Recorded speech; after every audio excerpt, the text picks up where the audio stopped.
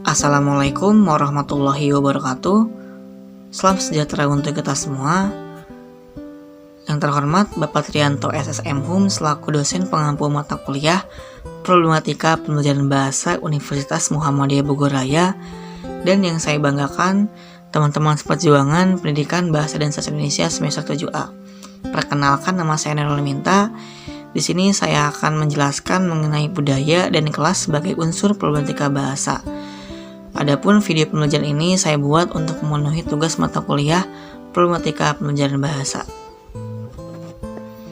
Problematika. Menurut Rosihudin 2012, problematika pembelajaran merupakan sebuah kendala atau persoalan dalam proses belajar mengajar yang harus dipecahkan guna tercapainya tujuan pembelajaran yang lebih maksimal. Problematika merupakan sebuah istilah dari problem atau problematika yang berasal dari bahasa Inggris, ialah problematik, yang dapat diartikan sebagai persoalan atau suatu masalah.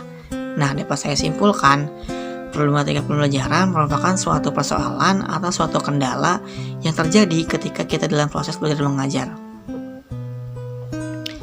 Secara etimologis, kata budaya yang jika diartikan dalam bahasa Inggris adalah kultur, yang merupakan berasal dari bahasa Latin colere, yang dapat diartikan sebagai mengolah atau mengerjakan sesuatu yang berhubungan dengan alam. Di dalam bahasa Indonesia, kata budaya berasal dari bahasa Sanskerta, yaitu budaya, yang merupakan bentuk jamak dari kata budi, yaitu budaya atau akal. Dalam penjelasan lain mengenai etimologi budaya, yakni diartikan sebagai perkembangan dari kata majemuk budi dan daya, yang diartikan sebagai pemberdayaan budi yang berwujud cipta, karya, dan karsa. Nah, dalam budaya ini seperti kebanyakan sekolah itu, contohnya seperti adanya kegiatan pembiasaan seperti sholat duha dan kegiatan literasi serta kegiatan tadarus di kelas.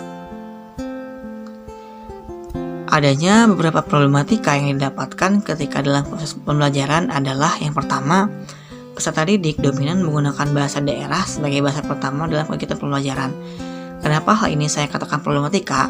Dikarenakan tentunya hal ini akan menjadi masalah atau menjadi suatu masalah ketika adanya tenaga pengajar atau peserta didik yang tidak menguasai bahasa tersebut, sehingga akan terjadinya kesalahpahaman atau ketidaktahuan, sehingga kegiatan pelajaran sendiri akan berjalan tidak efektif. Yang kedua, tenaga pengajar menggunakan alih kode dalam kegiatan pelajaran di kelas. Nah, hal ini tentunya tenaga pengajar pun menyesuaikan dengan keadaan peserta didik yang dominan menggunakan bahasa daerah sebagai bahasa pertama.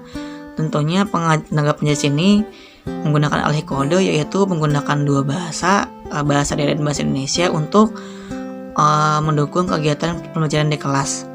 Yang ketiga, peserta didik terlambat datang ke sekolah. Tentunya hal ini dapat menjadi problematika ketika kegiatan pembiasaan atau budaya yang bisa diterapkan di sekolah itu dapat berjalan tidak maksimal ketika peserta didiknya itu terlambat datang ke sekolah.